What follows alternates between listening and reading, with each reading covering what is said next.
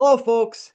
Today at Top of Funnel, I'm speaking with veteran satellite communications industry insider and former star physics student Mike Nowak about the AST SpaceMobile versus Starlink battle for the future satellite direct to cell phone market. Thanks for taking the time to chat with me today, Mike. I am so excited to see you. This is really amazing. Absolutely, yeah. Thanks for having me on. It's been probably many years since we've talked. A Somewhat. while. Yeah, it's been a minute, but it's good to reconnect and talk about this topic. Yeah. Yeah, I'm really excited to have a chance to talk to you about this. So first of all, give me a little summary of a short summary of what your career path was after high school. You went to the University of Michigan, Ann Arbor, and you studied electrical engineering. Is that correct? No, I started yeah. So obviously went to DCMST. You guys were some awesome teachers there. Just got to give a little shout out, a little nod to that. You guys did a great job teaching us. Went to the University of Michigan, Ann Arbor. Actually started, I knew I wanted to do engineering. I actually started in nuclear, did that for about a year, switched to electrical, did that for about a year, and then ended up in computer engineering. Um, Oh, okay. yeah. So my bachelor's in computer engineering. I was always interested in programming, I think, as you probably remember. So it just fit. And I knew there was a lot of, job opportunities. So that's where I ended up. Yeah. Cool. So then, is it Broadcom that you went to? Yeah, that's right. So yeah, so after college, I kind of scattershot in my resume everywhere, shotgun approach, and kind of just looked at my best opportunities. Had some offers in Michigan, and then I had a good offer in California with Broadcom, and I was very interested in doing like chip design at that time. So actually, like logic stuff for chips. So I took a job with Broadcom in Santa Clara, did that for about a year and a half, and then I shimmied over to software. I kind of migrated away from the hardware stuff more towards the software, which was always my interest. So yeah, worked for Broadcom about 2.5 years. Okay, so in terms of satellite stuff, the last time I talked to you, remember we had lunch together, and you were telling me Yeah. about how you were doing satellite to airlines type of Yes. service. Is that what you're still doing? Yes. So I'm still in the space, 100%. So after my 2.5 years in California with Broadcom, I wanted to come back to the Midwest. My family's in the Midwest, and I kind of looked at the housing situation in California, and I said, "Huh, interesting." Yeah, It's a little pricey, so I get it. yeah, so I was like, I could buy a house much sooner. So I looked for jobs, and I kind of randomly stumbled upon this opportunity. It was with a company, and they were basically looking for somebody to do all their software for their. Basically, it's an airline antenna, so it goes on top of an aircraft, and it's a what they call a gimbaled antenna. So Right. it has an aperture that's physically moved and steered, right?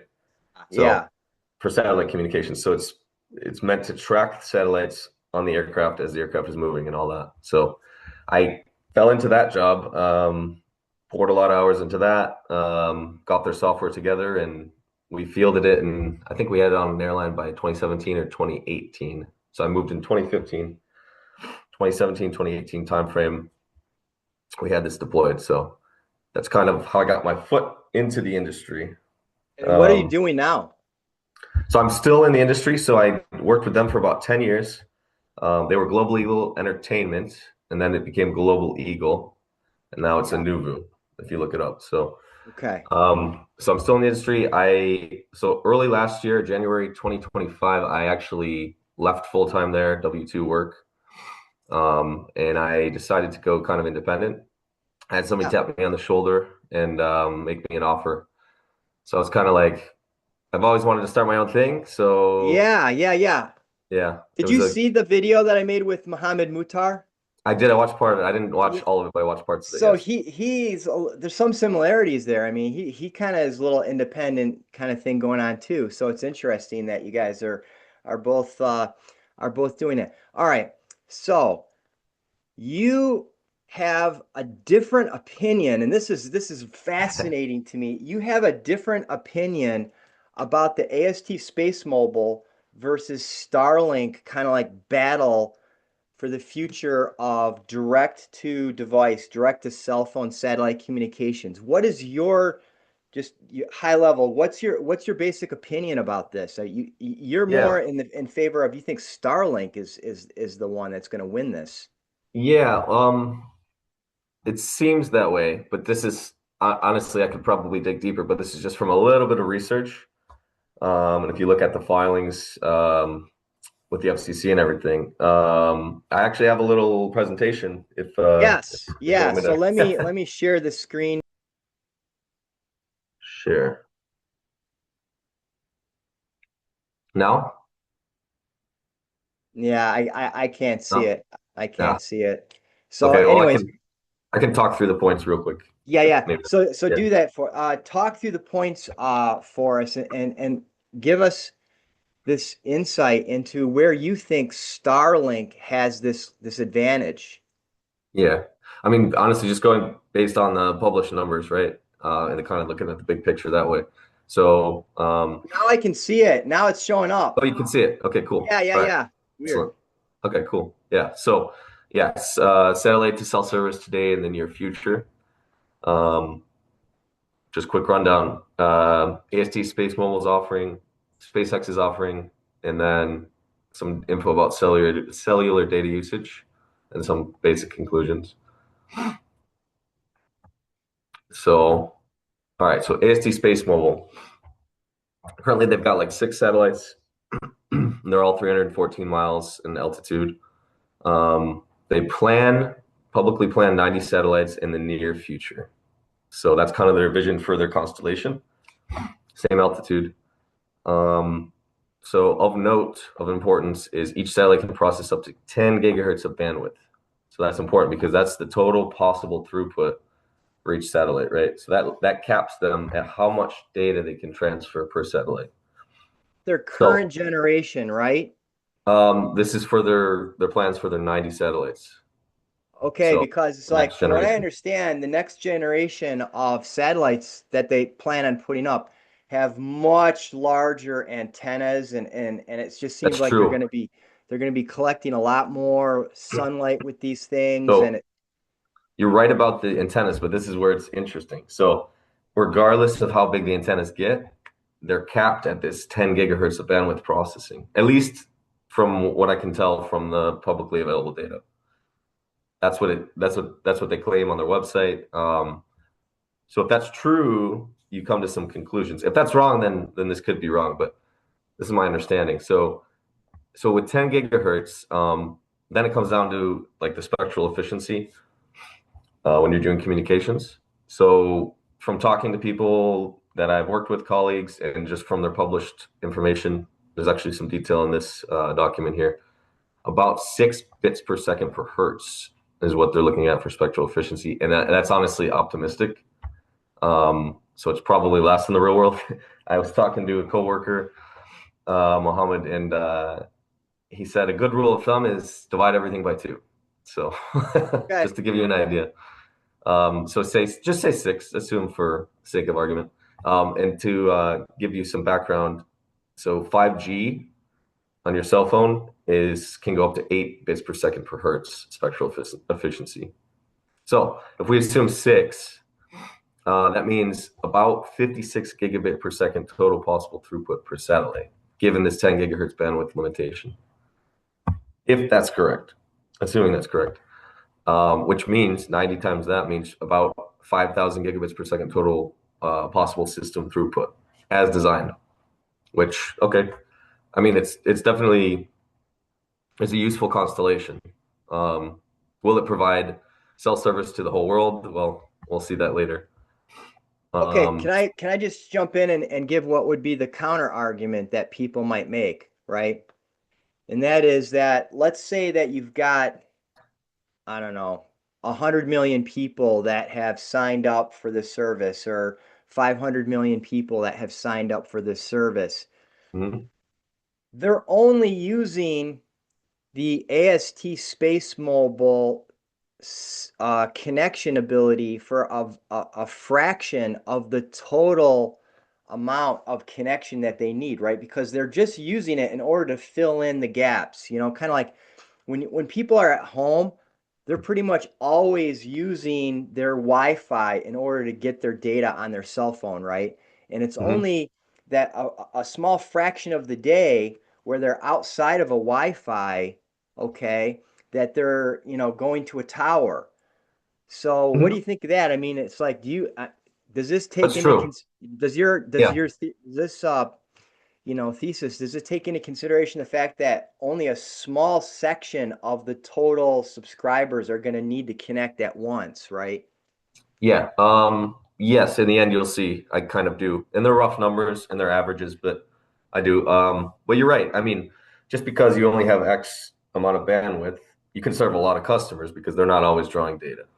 So yeah, you could serve hundreds of millions of people. 100%. It's true. Okay. Yeah. Okay. All right. Is there That's yeah. anything else in your thesis that is a hurdle or a barrier for AST SpaceMobile to win the lion's share of the market, or is that it? I mean, the big things I see are the 10 gigahertz bandwidth limitation per satellite. They could Okay, up so you that. don't have so there is no other hurdle that they have to cross besides that in your I mind. would say I would say the two big ones are the 10 gigahertz bandwidth and then the number of satellites. So if they can launch more satellites, that bumps them up too. They have $3 billion in the bank. Hmm. Okay, and I forget the exact number, but it's like, I don't know, 25 million per satellite or something like that. So they have the money already in the bank sitting there in order to put the 90 up, right? Yeah. Okay. Okay. Yeah. So I So don't see that as being a constraint.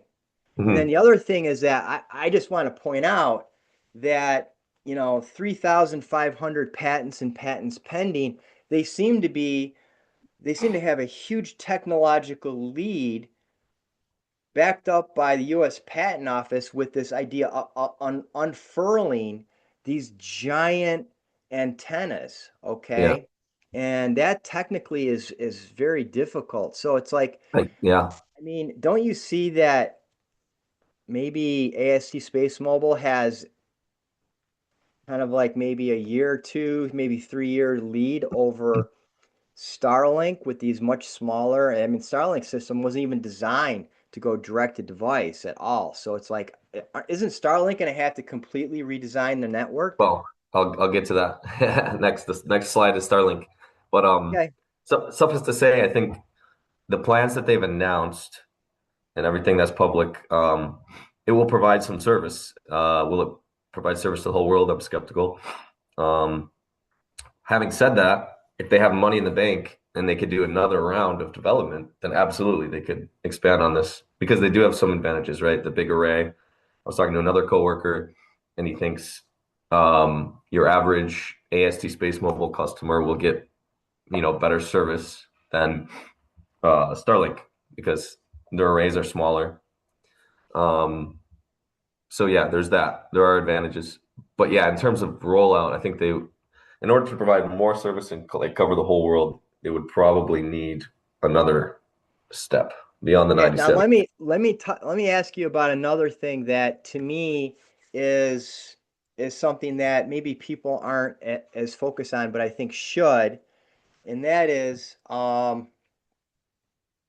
customer acquisition.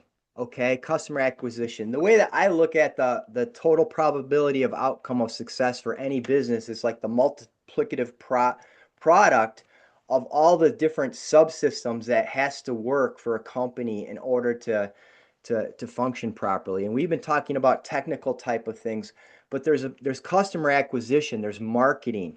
From Hmm. what I understand, AST Space Mobile already has signed contracts with AT&T, Verizon, Vodafone, Rakuten, all and the Saudi Yes. Arabia mobile network people. So it's like they already have that, and and for all those customers, potential customers, anytime any of them get outside of a cell, okay, and lose their cell signal, it'll automatically send them a little text message, SMS, that says, hey, click here for $5, or whatever, to get um reconnected basically to the Yeah. internet, you know, and it So was like so they're automatic. So all these people are going to be getting all these text messages, you know, when at the perfect time when they're frustrated with not being able to get the information that they need. That to me is like a brilliant marketing grab, and it just seems like it's going to be so easy for them to grab all those customers. Does Starlink mhm. have the ability to do So that? well, so a couple things here. Um, so I guess I'm not as aware of like where AST Space Mobile's deals are. Like, so you say they have AT&T and T and a couple other companies? Verizon, Okay. that's the lion's share of the US market already Yeah, signed so, up. so and this is what another coworker was saying is that it is promising that they have these deals, right? Because there's some money behind them to actually get this thing to work, and yeah, so that's good. But you say they have to manually sign up when they're roaming? All they have to do is click the link that Click that link. shows up in the on their Okay. text. So Starlink actually does have a commercial customer already too, T-Mobile. And Right. it's I believe it's set up in their network where if you have no cell coverage, you automatically get Starlink. So they have this working today. So Yeah. that is there with Starlink. It's It's great that text it's Space messaging, Mobile. right? It's SMS. That's true. I think it started with SMS, and I don't know if they're doing voice calls yet, but I think No, with they the can't they next can't wave do voice calls. They don't have the bandwidth. yet. That's why I want to let me get to the next slide here, if I may. Okay. This All is where I want right. to hear. I want Yeah. to hear how Yeah. Starlink gets the bandwidth. Yes. So you're right. Right now, Starlink is severely limited in bandwidth and all that good stuff. So currently, so they have 650 satellites, 298 mile altitude, but only 7 gigabits per second of traffic per satellite. So it's actually already somewhat significant, but there could be limitations because their antenna is so much smaller. Um, but the future. So this is what's filed with the FCC.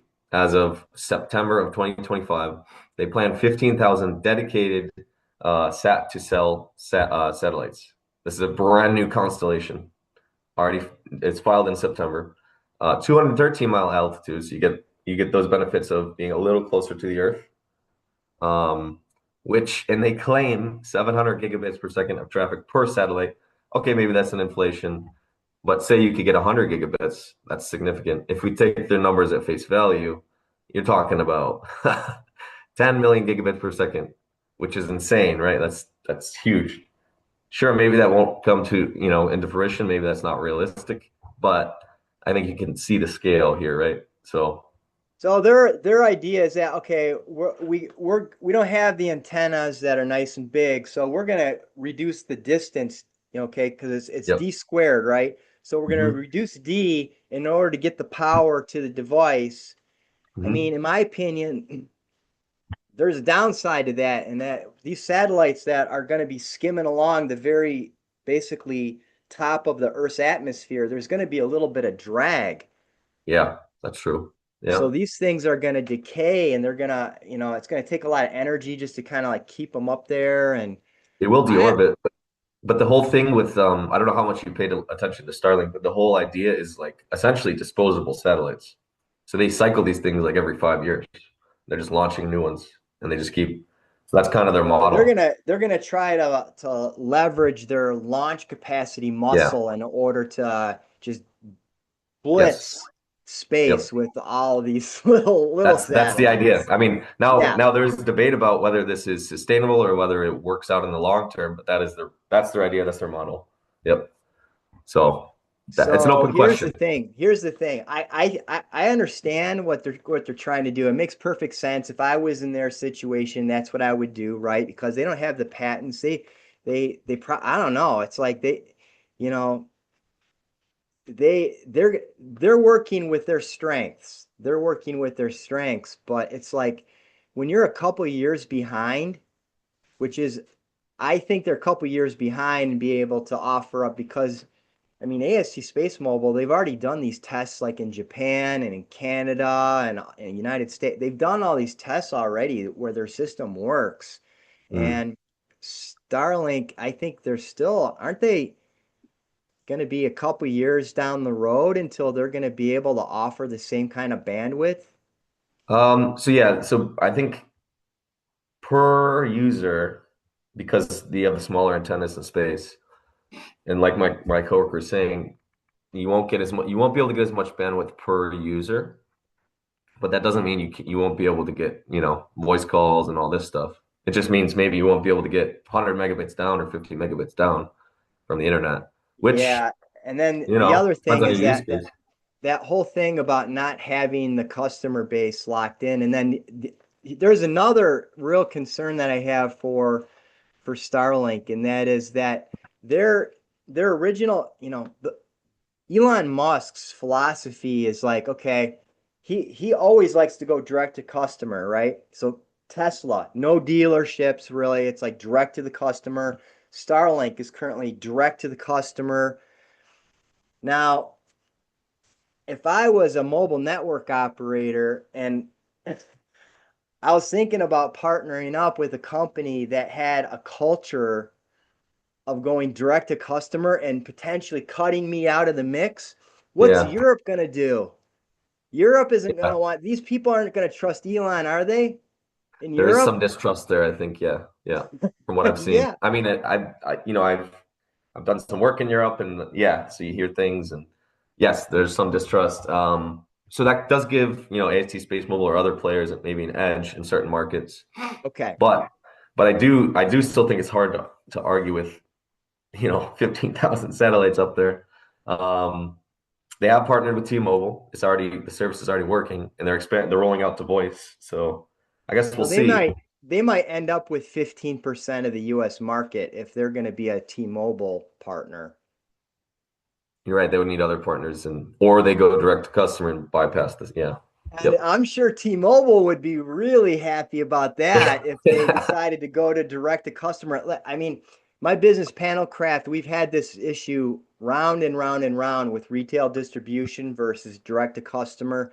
And that relationship with your retail distribution is fraught with fear these days about direct, versus cutting out the middleman. And Mhm. AST is like all about partnering up Partnering. with everybody, and But there I just think seems there's I going to think be a that lot more trust there. so once we get to my conclusion slide, I think that strategy makes sense for them. Yeah. And I think if you look at the numbers, I think what SpaceX is trying to do is go direct to customer and cut out the middleman and get a huge market share. That's what it looks like, just from the numbers. Whether it pans out, I guess we'll see, but I think that's the play. Yeah. I And just don't know if people are going to, because then people are going to have a separate account with their service for their satellite use versus yeah. their terrestrial Well, use. no, I think the idea is literally you get Starlink cell service and that's it. That's your carrier. I think that's the idea. That's what they're going for. Man, That's my that's going to theory. take a huge amount of bandwidth that they're going to have to be But processing in space, man. sure, but look at the 15,000 satellites and 10 million gigabits per second. I mean, in Okay. theory, Okay. In theory, I think 10 years from now, that could be an issue. maybe it'll take a while, but yeah. Could be an Um, issue if you give them 10 years. And Elon Musk has been known to play the long game. mhm. So, yeah, I maybe, maybe, but my gosh, it's like, I don't know. I mean, the next couple years, I see AST having the market pretty much, 85% of US and maybe 95% of Europe within the next couple years. And man, it's like So when they've you say got, the market, you're talking about, and this is kind of in the conclusions, you're talking about um, filling in the gaps, right? So when you're not on a terrestrial cell tower. yeah, everybody is going to be able to fill in the gaps within a couple years. Yeah. Yeah, I can see that. I want to get, if I can, I'd like to get to the Yeah, next slide. yeah, yeah, yeah. I only have about 4 minutes left. So yeah, Okay. let's go to the Yeah. conclusion. Yeah. So just real quick on cellular data usage. So in the US, 132 trillion megabytes used per year. And this is recent, I think 2024, 2025. So if you average it out, which isn't always true, but 32,000 gigabits per second at any time, cell usage in the US. Likewise, for the world, about 477,000 gigabits per second. So this is kind of gives you an idea of how much cell usage there is. Um, so knowing that and looking at the figures that we have above. So if it's true that AST can only provide 5,000 gigabits per second at any given time, that's only 6% of the US cell data usage. So I do think that they have a place to be a supplemental, service for a carrier. Will they replace cell service? I don't think so, at least with their current plans. Whereas it looks like SpaceX is making a big play, and they could try to replace cell service. Yeah. I think So that's it's going to going be a to be, race. I mean, they're both going to be running, they both have their foot to the floor on the accelerator going forward, you yeah, know. I mean, the name, Advanced Space Technology, SpaceMobile, they seem to be really, going 100 miles an hour right now in terms of expanding. And did you hear about the news that came out on Friday, AST? They got the Department of Defense A1 like prime contractor status No, I for didn't hear that. defense work. I did not hear that. No. Yeah, yeah. So, and they already have what's called the first net type of thing where, first responders are going to be Mm, able to plug in the gaps. yeah, So, yeah, it's gonna be interesting. It's gonna be interesting. definitely. I do think they have a place in the market. I don't think they're going to necessarily disappear. But in terms of dominant player, I guess we'll have to see. I would like to see if they come out with a next gen plan, like after these 90 satellites. That's what I'd like to see. Okay. Yeah, I think we're gonna have to see what the next generation is, but I mean, in terms of the trajectory that it looks to me that they're going on is that they're just gonna continue to put up satellites with bigger and bigger antennas. They're gonna capture more and more energy. They're Mhm. gonna be able to, ramp up that bandwidth. And I mean, their current plan is to go to 90 satellites, but who's saying that that's going to be the limit? Right, Um, right. I just got a minute left. Is there anything else that people should know about the AST SpaceMobile versus Starlink battle? I think I covered most of it. I think this is what I see now with the information I have. Things can always change. They don't deliver on what they promise, or they have new plans. So I guess we have to see how it develops. But yeah, All right, all right. And then one last thing I wanted to ask you. You knew about Avalon, or you've worked with this yes. guy before? I shook his hand and I said hi, and I mean that was about it. But I did meet him. So the backstory is, I think he started EMC. I don't know if you're probably familiar with this. It's a Prior company that company. was, yeah. So they were providing satellite internet to maritime, like for cruise ships Yes. and things like that. So he grew that, and then my company I was working for, Global Eagle at the time, bought them. So he Oh, continued, yeah. So he stayed on and worked for a bit, I think, at Global Eagle, and then he left and did his own stuff. So oh, that's I he see. came through one day, and yeah, and we shook hands. I can't say I know him well, but I met Yeah. him. Yeah, you're familiar with his career arc. Yes. Yeah. Cool. All right. All right. Well, this has been a blast, Mike. I mean, I always enjoy talking with you, and especially now with this AST Space Mobile, where I'm still a little bit on the side of saying I think AST is gonna be the winner. And if you look at where things are on the stock price and stuff like that, there's a lot of people are voting with their wallet in Yeah. favor of the AST Space Mobile. So, but anyways, only time will tell where this Yes. all shakes out. Yeah. So, That, anyways, you know, but we're about to run out of time on this. that- So this has been uh, Top of Funnel with Mike Nowak, yeah. special guest Mike Nowak, and of course I'm Jeff Whitaker. And until next time, take care, everybody. This guy's